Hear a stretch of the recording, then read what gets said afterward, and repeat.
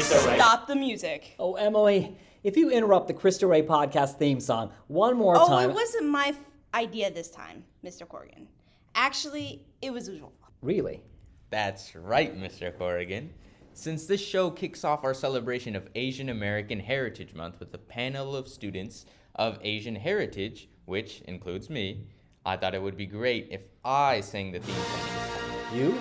That's right. Let me show you how to really sing it. Maybe it will actually sound like this. What?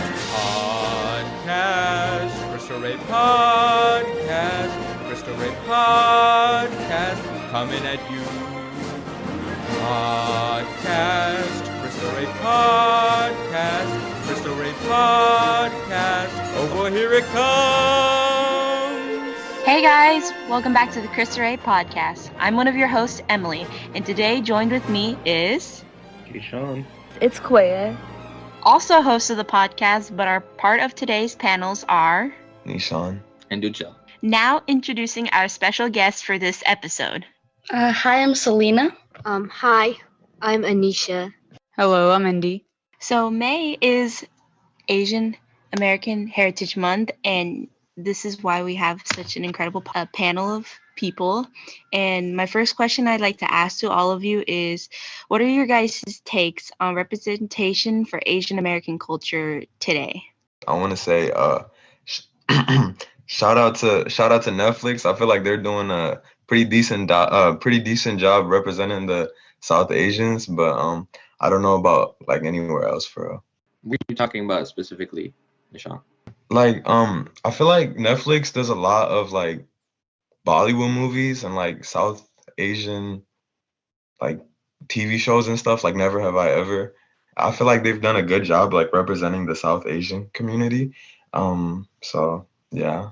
Well, I'd like to say that this isn't something that I'm really too sure about. I'll be honest, I'm not really that conscious of my race usually.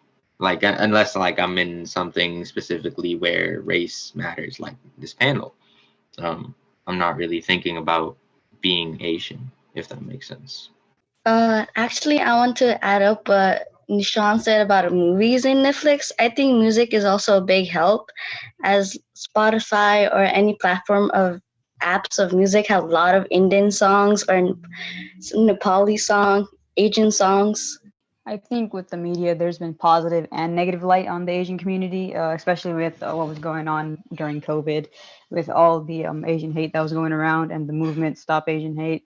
But otherwise, some media does cover like the Asian community in a positive light by representation and all that stuff. Like Disney had that Turning Red movie that was like portraying what it was like to be, in like an Asian household typically.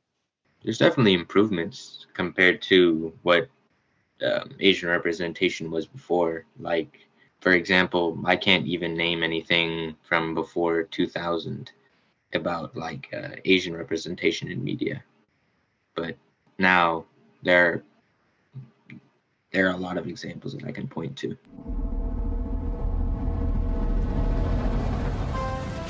Hello students, this is Mrs. Saldana. As you may know, I am from Mexico. With that, I would like to talk about a special day, and it's Cinco de Mayo. To give you some information about Cinco de Mayo, I will start with one of the wars that Mexico had. And it was this one in 1861 that it was called the Reform War, and the president government decided to suspend paying foreign debt because the country was in big debt before we had many other wars, and the big one was the independence one. Well, this measure of stopping paying foreign debt provoked creditors such as France, England, and Spain to have an excuse to intervene in Mexico. Spain and England reached an agreement with the Mexican government, but France refused it and decided to send troops to install a French monarchy. On May 5, 1862, the French army was defeated by a not well-equipped Mexican army in a state east to Mexico City. This battle started at noon and ended around 5 the most powerful army in the world on that time was stopped by some men armed with whatever they have in their hands. This victory delayed 1 year the installation of a 3-year French monarchy in Mexico. Okay, so I know that this is a very special month for Asian representation. With that being said, could you each, if you feel comfortable, kind of give a little background on your specific heritage and what you think is unique about your heritage?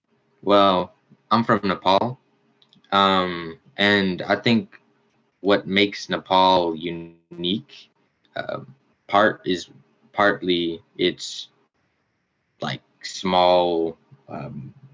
I would say small population, but funnily enough, we have multiple Nepalis in this podcast, which is a big coincidence, I guess.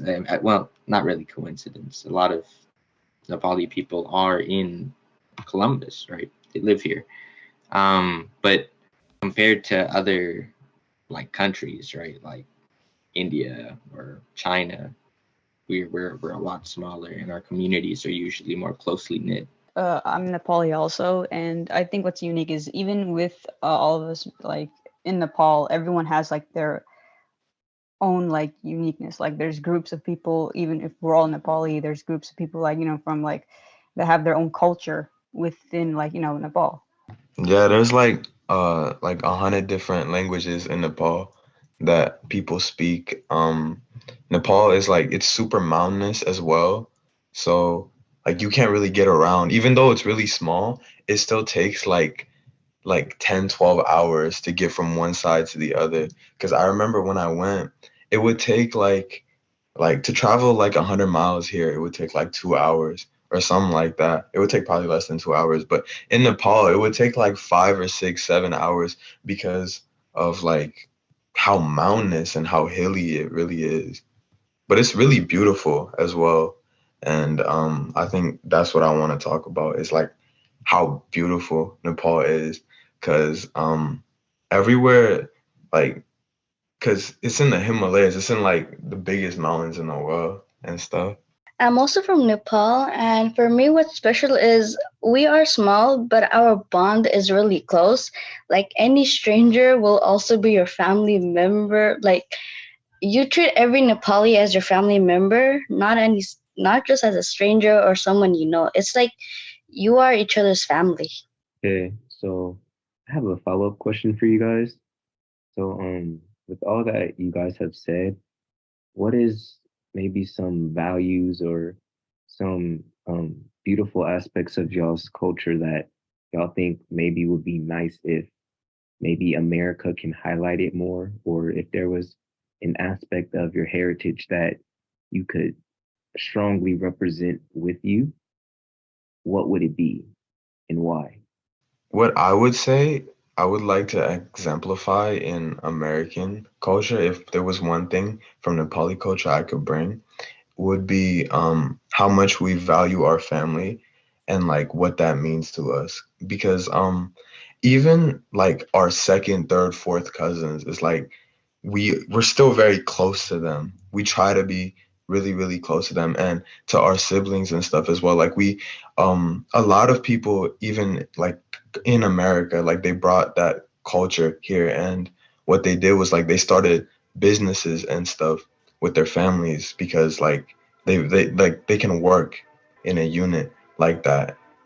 And if there was like a value that I could like say is probably like one of our best as a culture, I would say is how much we've like value family.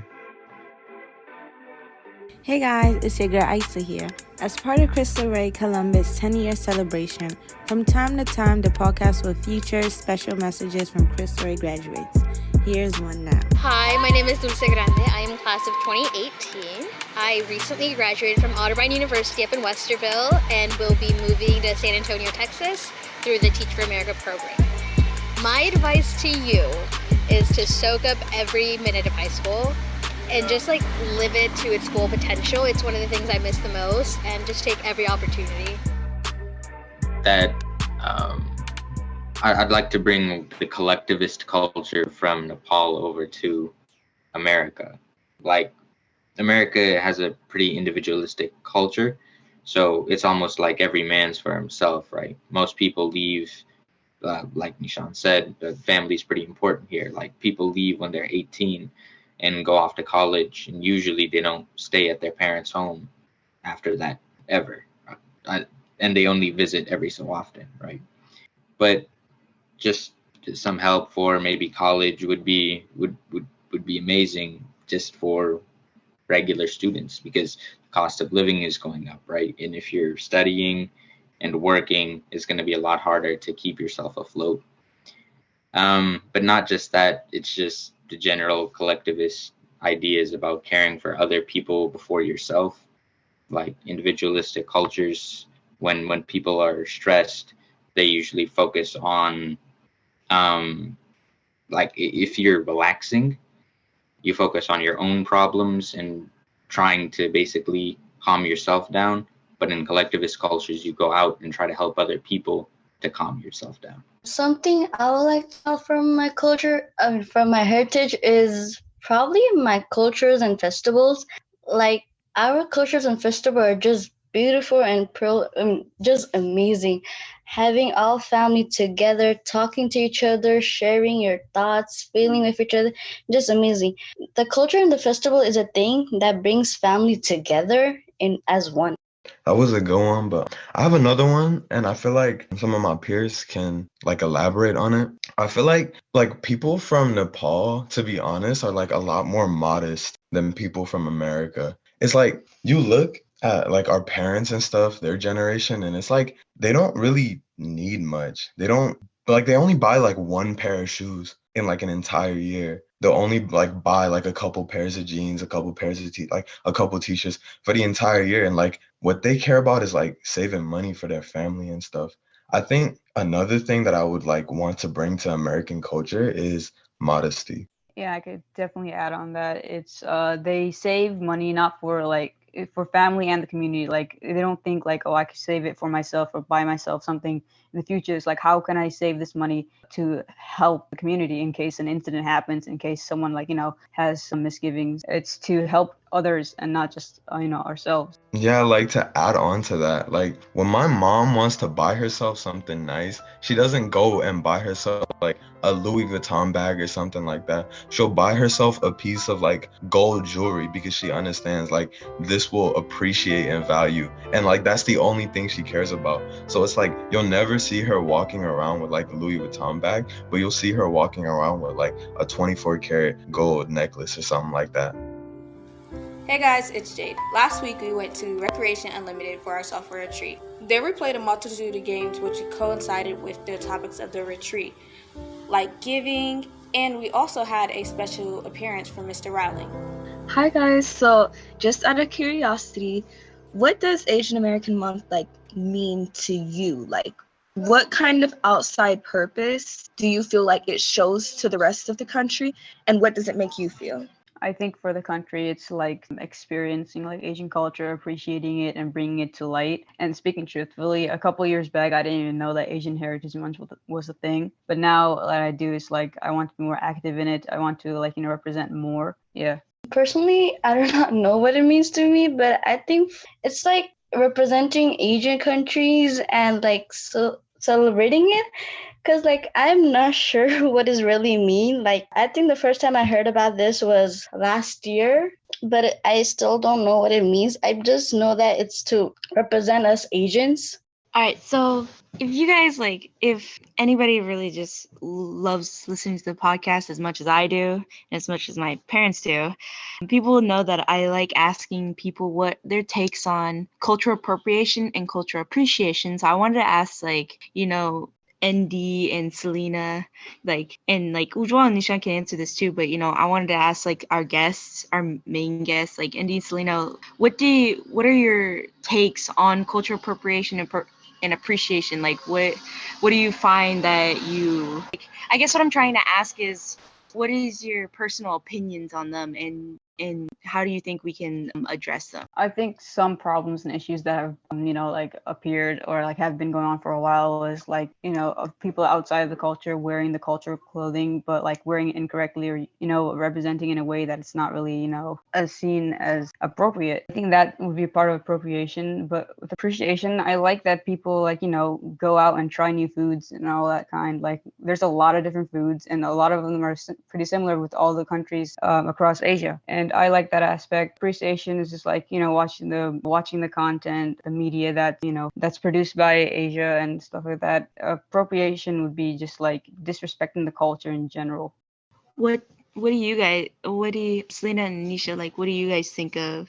Like, what do you guys think of that take on cultural appreciation, cultural appropriation? For me, cultural appreciation is basically when someone does wearing our traditional clothes and like appreciating them, like background information about our tradition and such. Cultural appropriation is when someone is not that well of emotions towards my traditions and culture. Someone doesn't like it, not because they know something about it, it's just because of the fact it relates to my culture. I just wanted to ask, I know Cristo Rey doesn't have a majority represented group. None of our racial or ethnic groups go over 50% when it comes to the population at Cristo Rey. However, I'm sure that we can all say there's definitely a lack of representation on the Asian American community. Just looking at staff and even students, definitely don't see them as much as you might see other ethnicities. And I was just curious, Asian American community is definitely less represented at Cristo Rey. And I wanted to ask if that brings up struggles or any like odd feelings or something like that, or if it's been like easy coming in and sharing that culture. Did it make you more nervous? Was it something you were able to navigate easily? Like, what was your experience with that? Knowing that even though there's a lot of cultures around you, yours is not being that represented. Me personally, I didn't really think much of it. I wasn't like against. I had negative connotations toward it. I was just like, it's everyday life. Even with like a little representation, other cultures have similarities. I fit in just fine. Hello, my name is Cornasia. On April 17th, we went on an AP bio field trip to the wetlands in OSU. It was a great experience to see the things that we learned inside the classroom out in real nature. We got to put those things to use. And even though it was cold and rain, it was also a great experience with my classmates on our final months here at Cristo Rey. I would like to say that in like 7th and 8th grade, I had a lot of Nepali friends, and I felt like they were low-key a friend group that's like your backbone friend group. That's like the friend group that you always go to. That's what they were for me. And coming into high school, I didn't have that anymore. And like the Nepalis, they really didn't stick together like how we did in middle school in like Cristo Rey. So it low-key was a little bit different because I feel like here it's easy to find where you belong because like, there's so many students that are just like you. But at the same time, like I don't think Asian students have really like an identity in the school, to be honest. And just to bounce off of that, because I definitely agree, actually, if you had to do something to change that, like, just a small thing, not make a huge effect, but if you had to start coming up with ideas to change that, what would be some that you would choose? Maybe like an after school group or something like that, where it focuses on like the Asian American student body or something like that. Like maybe like once a week, and we could like talk about our issues. I feel like that would be pretty cool.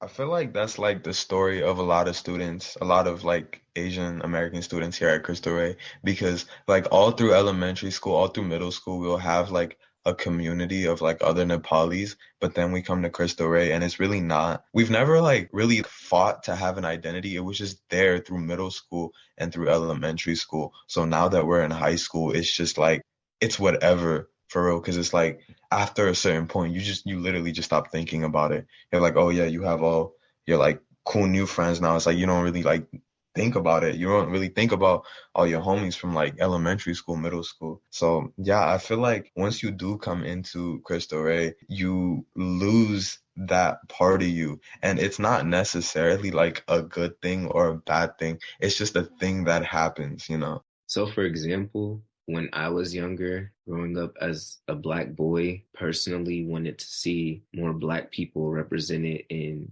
like superhero movies and like be protagonists of like big franchises. Is there any specific representation that you guys may have wanted or still want in terms of Asian representation? Like, I know in general, is there a specific thing, maybe like a medical field, maybe the entertainment industry, things like that? Bro, one movie where the South Asian character is not like a complete nerd, a complete loser. Like, just please, just one. I mean, never have I ever kind of did it, but like, I want to see like a movie where like a South Asian protagonist is like the cool kid, you know, like he's the one that has all the friends and stuff. He's not like the computer science kid. I want to see him like, you know, with all the ladies and stuff, you know, like I want to see a cool South Asian protagonist or like a really strong character in some type of drama or something. Yeah, I get what you mean. There's also stereotypical accent that they all have. Like some shows, the one South Asian character always has that stereotypical South Asian accent, and it's heavy. And at this point, it's like irritating because it's like we don't even sound like that. Like, do I sound like that to y'all? Does ND sound like that to y'all? Do any of us sound like that to y'all? Hi guys, it's Rebecca. This is a reminder that the final service hours deadline is coming up. By May 15th, you should have 100% of your service hours done. For freshmen, that's 10 hours. For sophomore, that's 15 hours. For juniors, that's 20 hours. And for seniors, that's 10 hours. If you have any questions or are struggling coming up with ideas of where to volunteer, contact your theology teacher or Mr. Carrillo. They are more than happy to help. The stereotypes when it comes to the Asian American community is crazy, and it's very normalized. And it's super disrespectful too, because like you see on TikTok and stuff, it's like, oh, what race wouldn't you date? What race wouldn't you date? Indians, South Asians, da da da da da. And it's like, why are y'all hating so much? Yeah, stuff like that is so disgusting. And I feel like there's certain communities that it's just very normalized to put hatred towards them. And I definitely think that the Asian American community is one of like in that top range. It's just normalized. Like you can say something stereotypical or hateful towards an Asian American or like a group of them. And it's just okay. Like people can laugh at it. People will like just be cool with it. Like they don't even notice that it's racism because it's so normalized. And I think that that's something that when I think about like this month and like the podcast and stuff, I want us to kind of be able to spread awareness about that and talk about how it is still racism, even if it's normalized, even if you can say it and get a quick laugh out of it, a couple of likes on TikTok, like it's still racism. It's still hurting people because I think a lot of people are blinded by that now. Exactly. And it's not okay to call Middle Eastern people terrorists. They're a part of Asian American Heritage Month as well. That's still a part of Asia. It is not okay to like discriminate against any type of Asians. It's not okay to do any of that. It's not okay to call the Chinese virus and stuff. Don't do that. And that's why I'm so glad I got the chance to be on this podcast and that we have this podcast, because then we can spread awareness like this, because I completely agree. It's absolutely disgusting in my opinion. And this is also another reason why I don't use social media, because this kind of stuff can spread so easily and people don't realize how quickly like a match turns into a wildfire. I'm really glad that we're bringing all this stuff up because it's one of like the facts, like the stereotypes with Asian culture. It really is so normalized. Like you don't even realize how normal it is to just mention this stereotype, and it just comes subconsciously. Like people don't realize how quickly they are to react to it, and it's horrible. And that's what this month comes down to, is spreading that awareness, spreading the awareness to all the hate that still goes on, all the normalized hate. That's like what this is all about. But if we're being real here for a second, it's usually a lot of hate that comes with the month of whoever's being represented. It's a lot of hate you see when it's their month. Have y'all like noticed that? I've definitely noticed that. It's just so normalized at this point that, people don't really talk about it. You know what I'm saying? Like, they just don't bring it up. It's just so normal to say that kind of stuff. What I said was, I think there's also some disrespectful when it comes to our food. I know there's some Asian countries that eat probably snake meat or cockroach, but saying that all Asians eat them, it's just disrespectful. One of this person asked me if I eat snake meat. I was like, no, but that person was like, Chinese people eat it. Why don't you eat it? I'm like, it doesn't mean I have to eat it if Chinese eat it. Bro, we literally don't eat cow and like pork meat because it's like considered unholy. Why would we eat cockroaches? Why would we eat snakes? Like, come on, bro. Like, people. Hey everyone, it's Naomi. Next week there are a bunch of AP tests happening, and teachers of those classes have something to say. Let's listen. Hey AP Calc students, this is Miss Boyer. Good luck on your test on Monday. You're going to do great. Take your time, don't panic, and just apply the knowledge you have. Good luck. This message is for all of my AP English language students. I am so proud of you and all of the hard work that you've put in to arrive at this point. You can go into this test knowing that you've done the hard work, that you've run the race that has been set out for you, and that God is with you and for you, just like I am. Love you guys. Hola chicos de AP Spanish Language. Bien, ya estamos en la última parte, ya están listos para dar el examen. No se preocupen, creo que han trabajado duro todo este tiempo para llegar hasta aquí y confíen en ustedes mismos, van a ver que todo va a salir bien. Un fuerte abrazo, descansen y nos vemos. Hey AP Bio seniors, this is Mrs. Bauman. You are going to do so fantastic on your test. You've been preparing all year. Good luck. And then there's like another thing. There was this song I heard, something like where people would pull their eyelids back and they would say certain like Asian cultures. I never understood that song. It would always confused me, and it really never really made sense to me because I never had the same interaction with other cultures and other people to really truly understand they were singing that song. I'm not even gonna try to remember what the lyrics were because I'm sure it was just some dumb stereotypes that people would associate with Asian cultures. So, but yeah, I never really understood like that song, and then it took me until like a few years later to realize that was supposed to be a racist song towards Asian cultures. Another thing I wanted to bring to light was, yeah, the racism like from like other people towards Asian people, but there's also racism within the community of Asian people that are like here or like, you know, anywhere else in the world. If you're not from the country that the other person's from, like it's typically more with the older generation, but like it's there. You'll hear like the older generation talking of like Asian people talking about it, and it's like that's racist, but you can't really call them out on it because like they're older than you and they won't listen. I'm curious because even though there's like broad categories how we classify people, like for instance like Asian, European, and etc., are there any other Asian cultures that you guys are interested in or that you'd like to explore more? I definitely like to learn more about like specifically the South Asian community and the Asian communities that are like normally shunned. Like I know Nishan said there's a whole group of them that it's just okay to call them like terrorists and stuff like that. And I feel like that group gets shut down a lot. And to a lot of people, if you don't look like a stereotypical Asian person, then they don't even really consider you Asian. And I think that one thing that I want to do during this month is shine light and learn more about the communities that are usually overlooked in the Asian American community. Like Koya said, like all the love to all the like tiny countries too, the ones that really don't get mentioned because they don't have that many people here in the States. All the love to them as well because, you know, we're kind of small. Nepalis themselves are kind of small in the grand scheme of like America as well. So we really don't get that much representation. So like all the little representation that we do get, you know, like we take it as a lot, I feel like. Somewhere over like 40 countries in Asia, and there's only a few that are actually like spoken about or represented a lot in media and throughout like communities. But there's like a lot more countries that are like, you know, go unseen.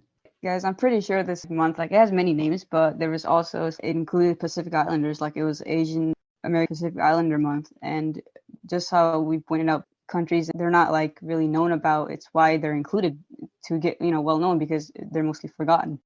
It's love to all of Asia, even North Korea. Well, I'd like to thank all the guests for taking time out of y'all's day to share a little insight about y'all's unique and beautiful cultures. And I'd also like to thank you for being wonderful guests on our podcast. And for all the viewers that are listening, we will catch you on the next podcast. Bye. Bye. Podcast. This was the Cristo Rey Podcast. The Cristo Rey Podcast. podcast, it came right at you.